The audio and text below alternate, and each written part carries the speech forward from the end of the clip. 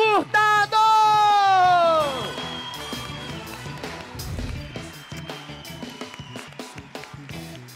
Boa tarde! Uau! Fantástico! Boa tarde a todos, meus queridos. Já tive a oportunidade de abraçar muitos de vocês e está a ser uma honra para mim poder estar a partilhar estes dias aqui na companhia de tanta gente bonita, não é? Como é bom nós podermos comunicar e sentir que falamos quase todos a mesma linguagem. Isso é fantástico. Fico muito feliz por saber que pessoas como vocês, como nós, investimos o nosso tempo para nos tornarmos pessoas com mais conhecimento, para colocarmos esse conhecimento em ação e para dessa forma conseguirmos transformar a nossa vida e alcançar aquilo que é sucesso para cada um de nós. Okay? Por esse motivo, e como palmas nunca é demais, peço para todos vocês uma grande salva de palmas.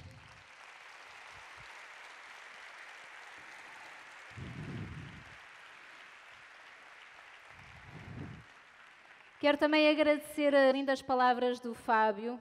Realmente o nosso encontro e a nossa forma como nos conhecemos foi muito, muito gira. Eu comecei a gostar do Fábio logo, desde o início, não é? Tive inclusive a oportunidade de fazer um processo de coaching com ele. Ele orientou-me em algumas partes que eu precisava também de desenvolver. Ele foi também meu coach. E quero agradecer também o Rafael, apesar de ele não estar cá. Ele sabe o quanto eu sou-lhe grata por estar aqui hoje, porque eu também sei que ele tem um critério, ele é bastante criterioso quando faz a escolha das pessoas que ele quer pôr aqui à frente a dar o seu testemunho, a fazer uma partilha, a passar o conhecimento. E eu estou aqui perante pessoas que eu tenho a certeza absoluta que temos todos muita coisa em comum. E para me certificar disso, eu vou querer saber, quem aqui já viveu momentos de grande dor emocional, daquela mesmo... Ui! Todos quase, não é? Todos. E quem aqui também já viveu momentos de grande alegria? Tanta alegria que, quando nos recordamos, sentimos tudo novamente. Todos também, eu diria. E quem aqui, faça eu a pergunta que fizer, não vai levantar o braço de maneira nenhuma? Eu vi um bracinho lá ao fundo. Daniel Taboado? É ele? Não. Não és. Eu já vou ver quem é que tu és. Um bracinho. Bom, eu tive a oportunidade de fazer várias certificações na área do coaching, na área da programação neurolinguística, inteligência emocional. Parte da minha formação académica é na área da psicologia clínica. E o coaching tem, principalmente o coaching, enquanto metodologia, tem sido uma base muito, muito importante na minha vida, ao longo da minha vida, que não começou agora, muito recentemente, mas já entrou na minha vida há algum tempo atrás. Eu cresci num ambiente em que havia falta de muitas coisas. Aquelas coisas que a Simone tão bem explicou, que nós crianças precisamos de ter para podermos crescer de uma forma equilibrada, normal, de uma forma emocionalmente e mentalmente saudável e fisicamente saudável, inclusive.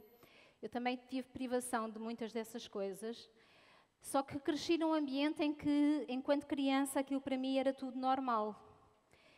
E muitas vezes, quando nós chegamos à nossa idade adulta, se em algum momento da nossa vida nós não fazemos um processo que nos permita fazer uma transformação interior, adquirir conhecimento e transformar efetivamente a nossa vida, o que acontece é que nós chegamos à idade adulta a dizer muitas vezes: eu não gosto do meu trabalho, mas é normal, ao menos tenho trabalho. O meu relacionamento não está muito bom, mas também é assim, olha, é normal, ele ao menos não me bate. Não é? E já chega. O meu ambiente de trabalho é sufocante.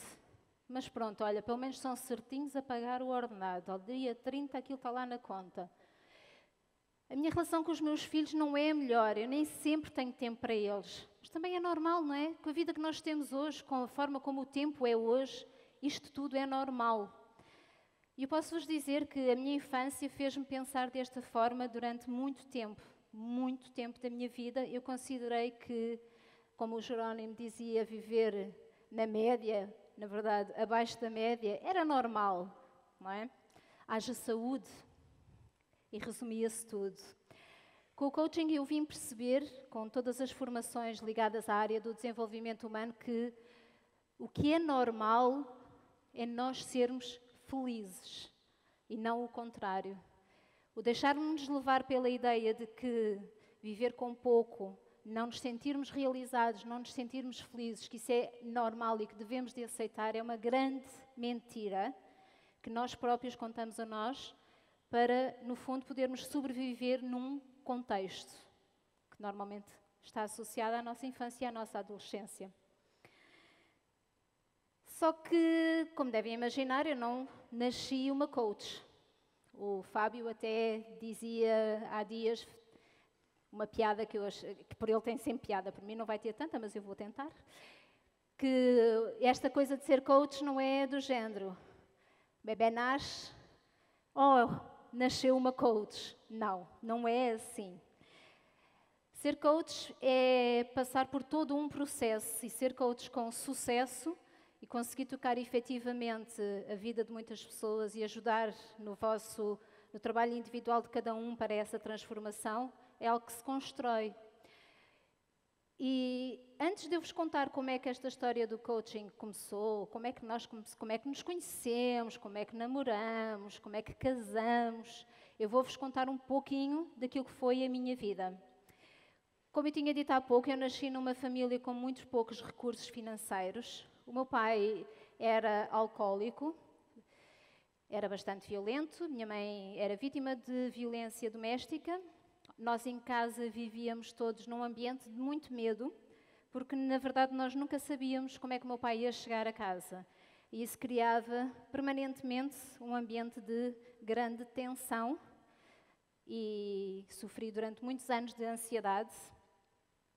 Medo não sei do quê, não é? Que a ansiedade é um medo que nós não sabemos do quê, efetivamente. É como se algo de perigoso estivesse iminentemente prestes a acontecer e nós vivemos níveis de ansiedade. Sofri muito de ansiedade, é algo que inclusive hoje em dia eu tenho que ter muito cuidado, tenho que cuidar muito bem de mim, porque esse registro está de tal forma enraizado em mim que de vez em quando quer manifestar-se. Só que claro, nós vamos aprendendo umas coisas e vamos aprendendo a gerir também essas questões da ansiedade. Na minha casa havia, para além da violência física, havia muita violência verbal. A violência que destrói-nos os sonhos quando nós somos crianças, que nos põe os limites de até onde é que nós podemos evoluir, até onde é que nós merecemos crescer. E eu cresci num ambiente onde ouvi com muita frequência, por exemplo, crenças relacionadas com o dinheiro. O dinheiro era algo que não era visto com bons olhos. Ser rico era sinónimo de ser corrupto. Só ganha dinheiro quem é ladrão. Ninguém enriquece a trabalhar. E quer a gente queira, quer não, os adultos que dizem isto, que têm por perto crianças, elas são verdadeiras esponjas. Eu já fui uma verdadeira esponja porque eu também já fui pequenina. E nessa altura eu absorvia tudo aquilo e tinha tudo aquilo como sendo a verdade. Era assim que para mim fazia sentido, porque aquilo era a minha realidade. A falta de dinheiro era justificação para tudo. Se o meu pai batia na minha mãe, era porque era falta de dinheiro. Se estávamos infelizes, era porque era falta de dinheiro. Não havia férias, não havia fins de semana, não havia uma ida ao cinema. Era uma vida muito limitada, uma vida de sobrevivência, não é? Desde que houvesse comida na mesa, nem que fosse sopa, que eu amo, sopa, principalmente as da minha mãe, que são deliciosas, e pouco mais havia do que isso e estava bom, que era normal, porque o modelo de comparação era sempre quem tinha muito menos, não é? Nós poderíamos nos dar ao luxo de termos pelo menos um prato de sopa na mão, na mesa, no caso. Com isto, eu tenho três irmãos, na verdade, dois do casamento com o meu pai e com a minha mãe. Um tornou-se toxicodependente, com várias tentativas de sair. Ainda hoje é um homem de 40 anos que faz várias tentativas para sair. Ele é um lutador. Ele sai, cai e ainda não desistiu. Tenho um outro irmão que sofre de depressão major, tem fobia social, uma vida extremamente limitada, também tem 40 ou 41 anos e está bastante limitado porque tem inclusive receio de sair de casa, que é algo extremamente doloroso e que o limita bastante na sua vida. Quando eu tinha cerca de... Antes de vos contar isto, aconteceu um episódio que no sítio onde eu vivia, a janela do meu quarto dava para a zona das cozinhas dos prédios em frente. E eu recordo-me de uma vez, era de noite, e eu estava à janela e reparar que nas casas em frente, aquilo que eu via não era o mesmo que estava a acontecer dentro da minha casa. Aquilo que eu via era um ambiente normal, onde aparentemente não havia grandes discussões, onde as pessoas estavam sentadas, as famílias estavam sentadas, onde se via o pai abraçar os filhos, a mãe abraçar os filhos. E isso fez um clique em mim, no sentido de que isto de ser família não é só este modelo que eu tenho aqui em casa, deve ser muito mais. E então isso fez-me crescer com a ideia de que quando for a minha vez, eu vou construir a família que eu acho que deve ser a que eu mereço, aquela que todas as pessoas deveriam de ter, um porto de abrigo, onde ainda que possam existir discussões, trocas de ideias e tudo mais, as pessoas se possam respeitar e possam ser amadas.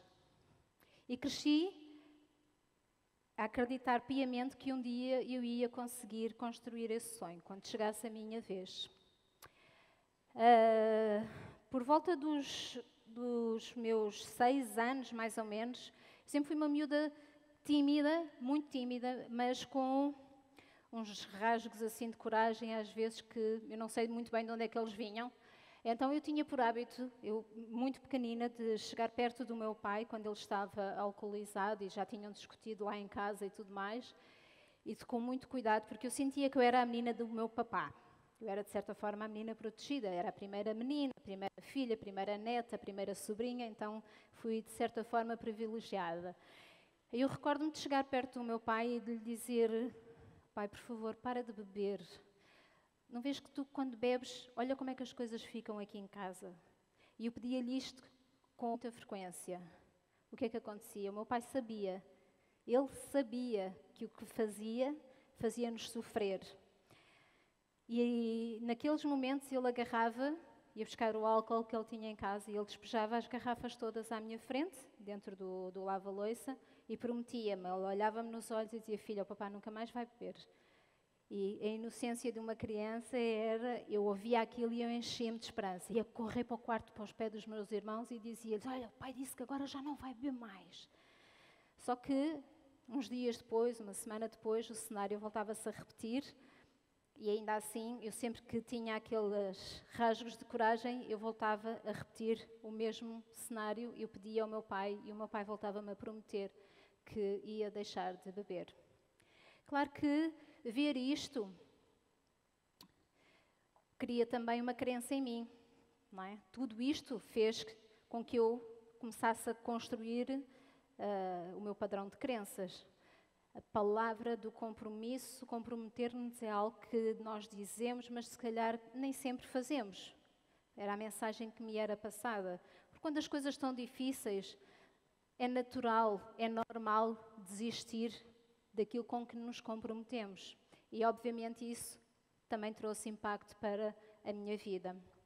Aos 18 anos, os meus pais separaram-se. A minha mãe conseguiu arranjar condições de sair de casa, ter uma casa para nos levar a nós filhos.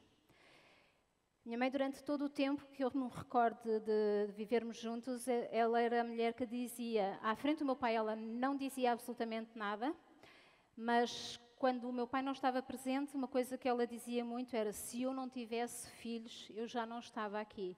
E eu sei que não era por falta de amor, a nós. Eu sei que ela nos amava, eu nunca senti falta de amor. Ainda assim, eu nunca senti falta de amor. Só que era a revolta dela, ela não se conseguia defender perante a violência do meu pai e nas suas costas era a forma que ela encontrava de manifestar a sua revolta. Aos 18 anos ela conseguiu criar as condições necessárias e estava tudo pronto para nós todos irmos, então deixávamos o meu pai, íamos, a minha mãe e os 3 irmãos comigo, né? Íamos viver então todos juntos. Só que o meu pai foi sempre o tipo de pessoa que quando as coisas estavam muito complicadas, para além do álcool, havia um outro refúgio que era ameaçar matar-se. A ameaça de suicídio era uma constante. O meu pai tinha inclusive uma arma em casa, que felizmente nunca a usou, mas ameaçava com muita frequência que ia pôr fim à vida, que isto não valia a pena e que esta falta de dinheiro era uma chatice, e que o governo era corrupto. As 1001 crenças, 1001 justificações para não estar vivo. Odiava o trabalho que tinha, isso também era outra mensagem muito passada, mas tinha que aguentar, vejam bem, que crença é que isto pode criar em alguém, não é? Mesmo que trabalhes em algo que tu não gostes, aguenta, porque no fim do mês vão-te dar um ordenado e isso é o que é o importante, isso é o normal. Aos 18 anos, quando os meus pais se decidiram separar, uma coisa que eu senti foi que eu não posso deixar o meu pai. Então eu escolhi ficar a viver com o meu pai, porque eu senti verdadeiramente que se até eu abandonasse o meu pai e o deixasse a viver sozinho, o que ele ia fazer era suicidar-se. Eu acho que ele não ia aguentar a dor de ver toda a família ir-se embora, inclusive a Luizinha, não é? Que era a menina dele. Eu com a minha mãe sempre tive uma relação ótima, a minha mãe compreendeu perfeitamente a minha decisão e assim foi. Aos 18 anos eu vejo-me responsável para tomar conta de uma casa. O meu pai até então nunca soube fazer uma gestão financeira em casa. Ele agarrava o seu vencimento e entregava à minha mãe. Minha mãe é que fazia a gestão financeira da família e, minha mãe não estando, essa gestão passou para mim. Então, aos 18 anos, eu tive que começar a inteirar-me do que é que eram as despesas de uma casa e fazer o dinheiro esticar até ao final do mês. O que também foi muito bom porque ajudou-me em muitas alturas a saber fazer uma boa gestão financeira. Como devem imaginar, que viver neste ambiente dá para nós criarmos muitas crenças limitadoras. Eu, na altura, estava a estudar durante o dia, estava a terminar o 12º ano e estava no último trimestre. Trabalhava durante o dia, estava a tirar a carta de condução, tomava conta da casa, tomava conta da farda do meu pai e estava mesmo a entrar numa altura em que eu pensei, eu vou esgotar, isto vai estourar para algum lado. E então eu decidi que ia desistir da escola, porque em casa também houve uma coisa sempre que foi alimentada, a ideia de que estudar não é para todos. Recordo-me uma vez, inclusive, de chegar a casa, tinha estado na escola a conversar com as minhas amigas, as minhas colegas de escola, sobre que curso seguir, o que é que cada uma de nós queria ser. E eu cheguei a casa bastante empolgada para partilhar isto com os meus pais, ao que os meus pais me disseram, Luísa, mas faculdade é preciso dinheiro, nós não temos dinheiro para tu ires para a faculdade, isso não é uma coisa que está acessível para todos. Portanto, até a escola era algo que não tinha um sentido, deixou de ter um sentido. Então, quando eu cheguei ao 12º ano e estava nesta situação de cansaço bastante extremo, eu pensei, vou deixar a escola, vou-me dedicar ao trabalho. Eu já trabalhava desde os 15 anos e a escola, olha, fica assim como está. E foi nessa altura, um pouco mais tarde, que eu entrei para uma empresa onde eu tive pela primeira vez o contacto então com o coaching. Eu entrei para uma empresa que é a Mango, ela é uma empresa espanhola de vestuário, e na altura havia uma vaga que eu lutei para entrar na Mango porque eles não me chamaram. Eu fui à entrevista, fiquei uma semana a aguardar, diziam-me que iam me chamar, não me chamaram. Passou uma semana, eu liguei a dizer, olhem, eu sou a Luísa, candidatei para a loja tal. Nós vamos ver, se existir uma vaga, vamos chamar. Isto aconteceu 3 vezes e só à 4ª vez é que eu consegui entrar na Mango.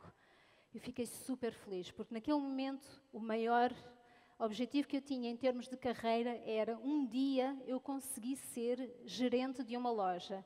Para mim era tipo, se eu conseguisse ser gerente de uma loja, eu estava no auge da minha carreira, naquela altura, com 22, 23 anos. O que acontece é que quando eu entrei para a Mango, eu entrei como responsável de armazém, eu montei o armazém, montar literalmente, meter os ferros, os cabides, a roupa e tudo mais. Como eu era muito despachada e eu estava tão feliz por pertencer a uma equipa, naquele momento eu senti que pertencia a algo, porque em casa eu sentia que crescia à beira daquilo que era a vida dos meus pais. Era como se eu não pertencesse ali, não é? Eles tinham a vida deles e eu, por acaso, andava ali à volta, eu e os meus irmãos. E na Mango eu tive esse sentimento de pertença, o trabalho de equipa, as pessoas reconhecerem o meu trabalho, elogiarem o meu trabalho. Então, rapidamente eu passei do armazém para a loja como vendedora. Ao fim de um tempo passei para subgerente de loja e não chegou a fazer 2 anos, eu já era gerente de loja. E eu pensei, uau, afinal isto é muito mais rápido que aquilo que eu estava a imaginar. Nessa altura surgiu também uma oportunidade. E como eles estavam bastante satisfeitos com o meu trabalho, e eu vivia para aquilo, não é? Ali eu encontrava tudo aquilo que eu não tinha em casa. Pessoas que me recebiam bem, pessoas que me reconheciam, que sabiam o que é que eu tinha de qualidades. E então, nessa altura, eles convidaram para ficar como área manager. Então, eu ia ficar responsável por um grupo de 9, 10 lojas na zona de Lisboa. Só que para isso eu precisava de ir para Barcelona fazer uma formação em liderança e gestão e liderança, onde a metodologia do coaching já era utilizada por eles. E foi nessa altura então que eu tomei conhecimento e o primeiro contacto com o coaching. E foi uma experiência muito interessante, porque vejam o impacto que é uma menina que vive num bairro social, que era onde eu vivia com a minha família, sai desse mesmo bairro social e é mandada para Barcelona, para o centro de Barcelona, perto das Ramblas, para um hotel de 5 estrelas, com tudo do bom e do melhor, né? Tudo incluído, muito bem tratada, com transporte todos os dias para me levarem do centro de Barcelona para a sede, onde era muito bem recebida e onde estava a aprender uma quantidade de coisas enormes. Eu de repente deparei-me com um mundo e aqui existia. E eu pensei, uau, eu também posso fazer parte disto. E aquilo foi realmente muito, muito deslumbrante. Vocês conseguem imaginar o que é que uma criança que vem de uma situação assim e chega aos seus 20 e poucos anos e consegue lidar com esta outra realidade? Aquilo enchia-me as medidas completamente. Quando eu estive na Mango, eu aprendi todas as metodologias. Era um coaching muito direcionado para equipas, era o team coaching, né? Porque o coaching, como já alguém aqui também falou, ele pode ser utilizado em diferentes contextos. E naquela altura ele entrou na minha vida nesse contexto. Só que havia uma outra parte do coaching que também era trabalhado, que era a questão do auto-coaching. Como é que eu uso o coaching para eu própria me desenvolver enquanto pessoa. Não só como líder de uma equipa, não só como inspiração e a pessoa que orienta e traça objetivos com a sua equipa para andarmos para a frente, porque o coaching é muito este movimento, é daqui para a frente o que é que nós temos que fazer, não é? Quais são as competências que eu preciso de desenvolver, quais são as competências os pontos que estão menos trabalhados e que têm que ser trabalhados porque estão a impedir que eu avance com mais eficácia. E então, nessa experiência da Mango, foi muito gratificante porque de repente eu comecei a sentir que isto depende tudo de mim. Isto depende da minha ação, isto depende da minha atitude perante a vida e daquilo que eu estou disposta a fazer. Não só os objetivos que são traçados, mas sim daquilo que eu estou disposta a passar, o processo pelo qual eu estou disposta a passar para chegar aonde eu pretendo. E isto começou a ser utilizado não só na minha vida profissional, mas também na minha vida pessoal, porque é quase que inevitável. Mesmo nos processos de coaching, quando nós começamos a trabalhar uma área da vida, a metodologia que o cliente recebe, ele rapidamente percebe que essa metodologia pode ser aplicada a todas as outras áreas da vida. Quem chega para trabalhar numa questão, por exemplo, familiar, depois percebe também como é que consegue usar essa mesma metodologia na sua área social, na saúde, nos hobbies, nos relacionamentos amorosos, na parte da sua carreira, finanças e por aí fora. E o giro é que com o coaching eu consegui e aprendi a ressignificar as crenças que eu tinha. Eu aprendi como é que e porquê é que eu pensava da maneira que pensava. Porque é que eu tinha aquele tipo de mentalidade, não é? E isso é muito libertador também, porque há uma fase da vida em que nós, ao termos uma mentalidade mais fechada e mais limitante, começamos a achar que é quase genético, não é? Tipo, o meu pai já era assim, minha mãe também, e perdemos a noção de que esse poder de transformarmos a nossa vida, ele está efetivamente connosco. Cada um de nós tem essa capacidade, desde que esteja disposto realmente a passar pelo processo. E aqui o processo, às vezes, a gente parece que está aqui a falar de uma coisa extremamente dolorosa, provas extremamente difíceis, mas não é. Por vezes são pequenas ações, importa é que sejam feitas de uma forma consistente e direcionadas, não é? Porque consistência sem direção também não vai dar bom resultado. Têm que ser direcionadas e feitas com consistência. Com todas estas certificações e formações que eu fui fazendo e que fui conseguindo com elas compreender de onde vinham as minhas crenças e que fui compreendendo que as crenças existem para, quando são limitadoras, serem destruídas, quando são possibilitadoras para serem alimentadas, não é? Porque nós temos sempre crenças. Elas podem limitar o nosso desenvolvimento ou então elas podem ser possibilitadoras do nosso desenvolvimento rumo àquilo que é sucesso para cada um de nós. E quando nós começamos a identificá-las, nós começamos a cuidar muito bem de estas que são possibilitadoras, começamos a empenhar-nos a trabalhar nelas e ficamos atentos às que nos limitam para ressignificar e colocar algo que nos seja favorável. E isto não é criar uma identidade falsa, não tem nada a ver com isso. A questão é que, como a Simone falou, as crenças que nós adquirimos quando temos 3, 4, 5 anos, elas mantêm-se connosco à luz daquilo que nós éramos naquela idade.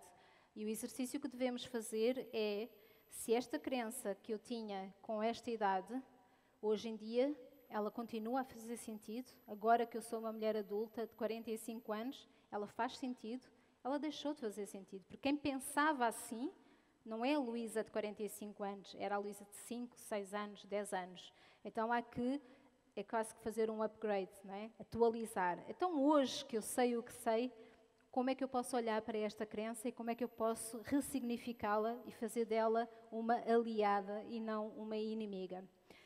Nesta altura que eu tive isso, limitações como não podes fazer faculdade deixou de ser verdade. Eu passei a poder decidir. Eu tinha dinheiro, eu tinha a minha gestão do tempo e eu tinha o poder de decidir.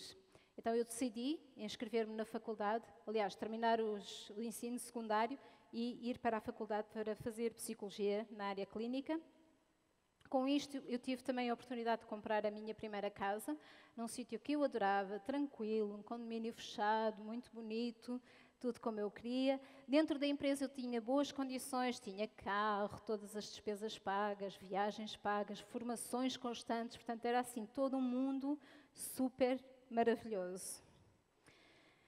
Só que foi um sol que durou uns bons anos, felizmente, ainda durou uns bons anos, aprendi muita coisa, aprendi a acreditar em mim, tive um autoconhecimento, conheci um lado meu que eu não sabia que existia, não é? Que ele estava completamente abafado por todas as limitações devidas ao contexto onde eu venho.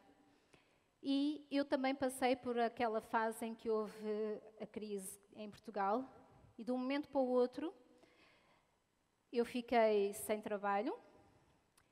Aliás, quando eu saí da Mango, que já não era suficiente para mim, eu queria aprender mais, eu concorri a uma empresa, que é a Salsa Jeans, que é uma empresa portuguesa, que estava em grande expansão na altura, fizeram uma proposta de trabalho muito interessante, eu saí da Mango, fui para a Salsa, e quando esta situação da crise aconteceu, a Salsa também ela fez uma reestruturação e muitas pessoas foram despedidas.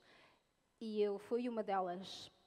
Ou seja, quando a minha vida estava realmente a correr toda ela bastante bem, não por uma questão pessoal, porque eu estava a ter bons resultados dentro daquilo que era a minha área de trabalho, enquanto área manager, também na Salsa, mas porque a empresa precisava de tomar novas medidas. O que correu muito, muito mal foi a forma como eu fui tratada. Eu e outras pessoas que passaram pelo mesmo na altura. Eu fui chamada para uma reunião à sede, que era no Norte, e que pediram para lá estar às 9 da manhã. E assim fiz, peguei no carro da empresa, o meu material todo de trabalho, e fui para a reunião com a ideia que ia ter uma reunião com a direção. E quando nós temos uma reunião com a direção é porque, uau, a direção vai parar para ouvir coisas que eu tenho para dizer. E nós achamos que, pá, está tudo mesmo a correr muito bem. Eu, pouco tempo antes desta situação, eu tinha recebido um prémio que a Salsa não tinha por hábito de entregar, só entregavam a pessoas que já estavam há, acho que o critério era tipo 3 anos a trabalhar, só que os meus resultados tinham sido tão positivos que eles decidiram ainda assim dar-me um prémio em dinheiro. Eu agarrei nesse dinheiro e fui para o Brasil de férias, paguei as férias a uma prima minha que não estava a passar o melhor momento da vida e disse, anda lá que eu vou-te dar uma prenda, e fomos as duas para o Brasil. Portanto, tudo indicava que dentro da Salsa as coisas estavam realmente a correr bastante bem. E quando eu chego à sede para a tal reunião, eu sou informada que o contrato não ia ser renovado, era das poucas pessoas que estava a terminar o contrato e ia passar a efetiva. A empresa estava a fazer toda uma reestruturação. Eu deixei o carro lá, telemóvel, o portátil, e chamaram o senhor para me fazer o favor de levar até à estação de comboio, para eu vir de comboio para casa. Foi humilhante. É nós passarmos de bestial a besta, numa questão de 5, 10 minutos, e sem perceber, na verdade, o que é que se está a passar. Mas como assim? Vou ficar sem trabalho, vou para casa de transportes? Como é que isto pode ser feito, não é? Como é que a falta de respeito pelo ser humano chega a este nível? É muito triste. E eu sei que não fui a única que passei por isso, muitas pessoas já passaram pela mesma situação e é lamentável. Eu consigo compreender que as empresas têm que tomar medidas estratégicas, claro que sim, mas ainda assim descuidar o facto de estarem perante um ser humano que tem as suas responsabilidades, que tem os seus sentimentos, é muito mau, não é? É mesmo muito mau. Mas foi o que aconteceu. A minha sorte, eu acho que no meio disto tudo, foi que perante este acontecimento, o facto de eu ter desenvolvido uma resiliência bastante grande, o facto de eu ter contacto com aquilo que é o empoderamento, o saber empoderar-me, saber empoderar as outras pessoas, o conseguir ter sempre uma visão otimista, procurar sempre soluções, ver oportunidades onde aparentemente elas não existem, mas elas estão lá. Quando nós temos esta clareza, nós conseguimos ver muito mais do que aquilo que é o óbvio. E não é porque o mundo mudou, são só as nossas lentes que ficaram mais limpas e nós conseguimos ver melhor as oportunidades que estão à nossa frente. Então foi uma fase bastante complicada. O sonho de construir uma família era algo que continuava a existir. Eu tinha uma relação de 10 anos com uma pessoa com quem tive uma filha. E foi um dos momentos assim mais felizes da minha vida. Eu tinha na altura 41 anos e fui mãe pela primeira vez. A minha filha, não é por ser minha filha, mas tem um talento extraordinário. E eu gostaria inclusive de pedir que colocassem agora o vídeo de uma menina que está a cantar. Para vocês verem se é verdade ou não. Não se enganem no vídeo, não é o primeiro, é o segundo.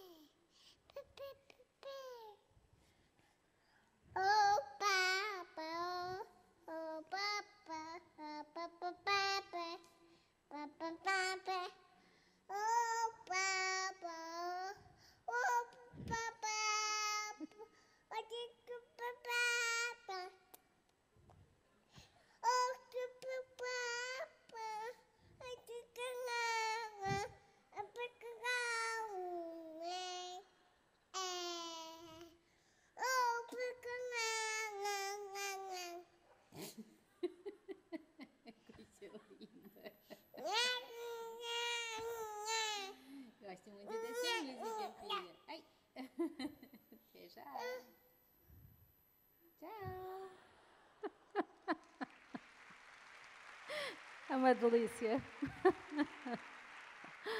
A Camila, nesta altura, tinha pouco mais de 1 ano. E ela sempre gostou muito, assim, de dançar e aquilo, não faço ideia que música que era aquela, mas para ela fazia todo o sentido, como puderam ver. E sempre foi uma criança muito alegre, muito bem disposta, uma alegria mesmo. Ao fim de 1 ano de relacionamento, ao fim do primeiro ano de vida da minha filha, num dia a seguir ao dia da mãe, eu descobri que o parceiro que eu tinha uma relação com uma outra mulher. Sempre bom, não é? Quando se tem uma filha de 1 ano e se está super feliz porque estamos a construir a família que sempre quisemos e de repente recebemos esta prenda. Foi muito doloroso, mesmo muito doloroso. Se as outras áreas da vida não estavam bem, porque financeiramente eu não estava estabilizada, profissionalmente também não, mas pelo menos o pilar da família eu tinha a sensação. Claro que com muitas vezes a fechar os olhos, não que eu achasse que houvesse outro tipo de traições, inclusive eu posso dizer que esta traição eu descobri ao fim de 2, 3 semanas de estar a acontecer, mas o grave ali foi o sentir que tinha-me sido tirado debaixo dos pés um tapete que era o tapete da família que eu queria construir, porque eu sempre sonhei ter aquele relacionamento, ter filhos. Nós, inclusive, já estávamos a planear ter mais um filho no verão e foi muito triste para mim ter que lidar com o facto de que tudo aquilo que eu tinha idealizado ao longo de toda uma vida, de repente deixou de fazer sentido. Foi muito doloroso, eu duvidei de mim de todas as maneiras e feitios. Eu achei que eu não ia mentalmente suportar a situação, emocionalmente que eu iria ficar completamente desequilibrada, que com isso eu ia perder o meu emprego, com isso eu ia perder a minha filha, porque a Segurança Social iria-me tirar a minha filha, e que o melhor chegou inclusive a passar assim uma nuvem de pensamento que não sei até que ponto é que isto continua a fazer sentido ou não. Felizmente, a minha experiência de vida deixou sempre dentro de mim esta resiliência e esta noção do poder que eu tenho dentro de mim. E não havia muito tempo para andar a chorar, não havia muito tempo para ficar naquela onda negativa que eu estava a viver.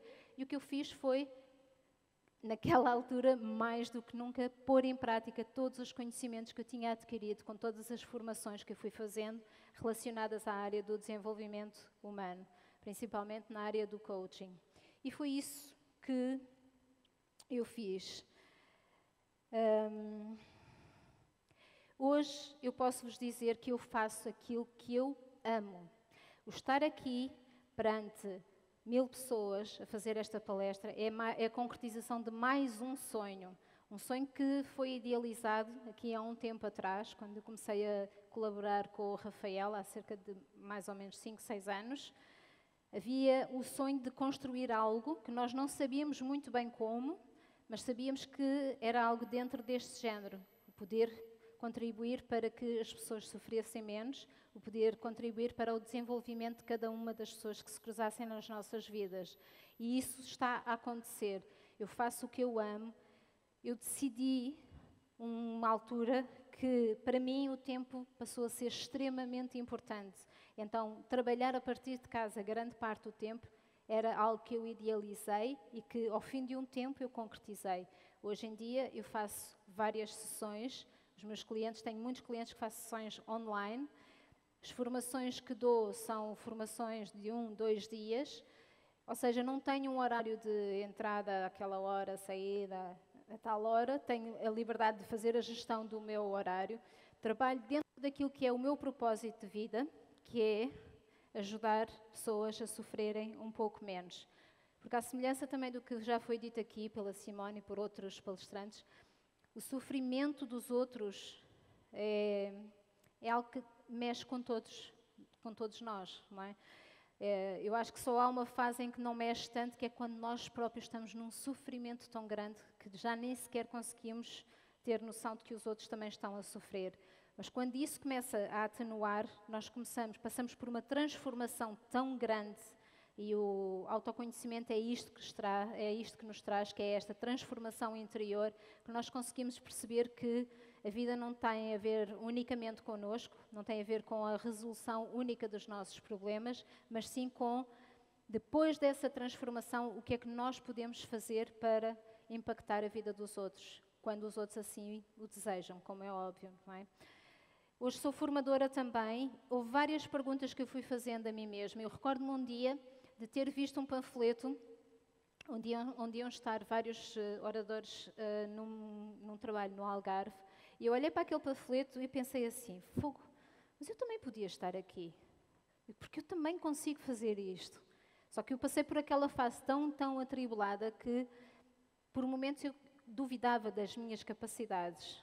Me imagino que muitas pessoas aqui possam também já se ter passado por momentos desses. Eu cheguei a duvidar muitas vezes das minhas capacidades e de ser capaz de fazer algo pelos outros também. E quando me perguntaram uma vez, o meu querido amigo e diretor, Cleverson, se eu queria ter agenda cheia, eu comecei-me a rir e disse, eu quero. E foi precisamente esse o pontapé de saída que foi. Ele perguntou-me se eu queria. E eu quero efetivamente ter uma agenda. E foi isso que aconteceu.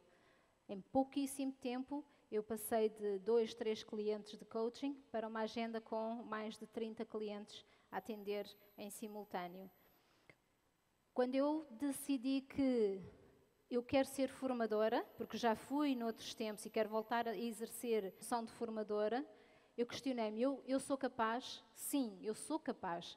E os projetos de formação estão aí, estão a decorrer. 2020 vamos ter uma oferta gigante dentro do Instituto Viver com Propósito, com várias formações, onde eu também vou estar presente.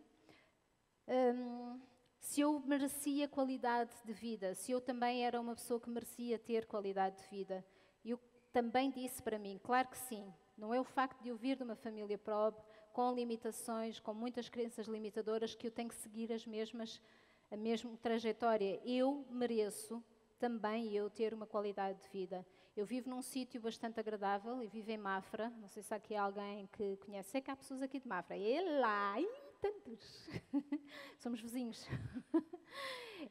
E é realmente um paraíso. Eu queria viver num sítio com qualidade, onde eu pudesse andar com tranquilidade, onde houvesse muitas zonas verdes para poder brincar com a minha filha no parque, fazer as caminhadas e por aí fora. E é isso que eu tenho hoje na minha vida também. Financeiramente, as coisas têm vindo a ficar cada vez melhor. Felizmente, já posso novamente fazer planos para tirar férias, para planear férias com a minha filha. E isso é algo também que eu já tive um dia, perdi e voltei a conquistar. E, felizmente, eu enchi-me de amor por mim, amor pela minha história. Eu amo os meus pais, eu tenho um respeito enorme por eles. Houve um coach que uma vez me perguntou assim, Luísa, como é que teria sido a vida dos teus pais se eles tivessem tido a oportunidade de ter contacto com o coaching ou com o desenvolvimento humano? E, na verdade, poderia ter sido bastante diferente. Eles viveram uma época em que estas temáticas não estavam ao alcance de todos nós. E se por algum motivo pudessem ter tido este contacto, eu tenho a certeza que eles próprios teriam tomado decisões diferentes, teriam feito a eles próprios questões diferentes e o rumo de vida poderia ter sido mais tranquilo e também mais feliz. Eu esvaziei-me completamente daquilo que é o julgamento, daquilo que é o preconceito. E comecei por fazê-lo em relação a mim, meu auto-julgamento, não é? Luísa, se calhar não vais ser capaz. Tal da hiena, né? Que nos buzina aos ouvidos. E do preconceito também, não é? De achar que isto não é para mim, ou que isto vai ser difícil sem ainda ter experimentado, ter já um pré-conceito sobre algo que ainda nem sequer experimentei. Quando o Rafael me disse, Luísa, tu tens que contar a tua história. Eu naquele momento eu já estava com uma abertura tão grande de voltar a agarrar o meu poder interior, que quando ele me disse isso, eu disse, ok, então eu vou contar a minha história, eu vou falar sobre a minha história e vou ver o que é que isto vai resultar. Aquilo que eu tenho sentido é que, efetivamente, impacta a vida de muita gente. E com isto eu quero também, acima de tudo, poder passar alguma inspiração para quem se identificou com alguns pontos da minha história, para que acreditem que nada nos pode limitar. Os nossos sonhos são efetivamente para ser concretizados. Importante mesmo é darmos os passos certos, entrar em ação. Não basta só conhecer, não basta só ler, aprender. É muito importante entrar em ação. E quando assim conseguimos fazer, os nossos sonhos começam efetivamente a concretizar-se. E quando o nosso mindset começa a mudar, é tal história.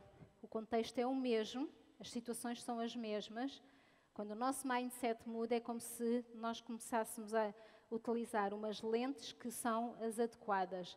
E deixamos de ver as coisas turvas, começamos a vê-las todas com mais clareza. E aonde estão as oportunidades que nós antes não as conseguíamos ver, nós agora conseguimos identificá-las, agarramos e fazemos delas as ferramentas necessárias para concretizarmos os nossos sonhos. Eu acredito piamente que o melhor investimento que fazemos é no nosso desenvolvimento humano e, essencialmente, quando pegamos nesse desenvolvimento e o colocamos em prática, aí é que acontecem a realização de todos os nossos sonhos. Eu tenho muitos sonhos, muitos deles já estão em construção. Um dos grandes sonhos que eu tive a minha vida toda, que foi desfeito e que hoje ele é uma realidade, foi o facto de ter encontrado o amor verdadeiro ao lado de um homem por quem eu tenho uma admiração muito grande, por quem eu sinto um respeito muito grande, que me cuida muito bem de mim e que me fez voltar a acreditar que é possível amar verdadeiramente, daquela forma bonita com que todos nós um dia sonhamos. E incentivo também para que quem tem esse ideal, que não desista, porque ele efetivamente existe, o amor verdadeiro existe e ele é poderoso. O amor entre duas pessoas adultas é altamente terapêutico quando é verdadeiro. Obrigada a todos.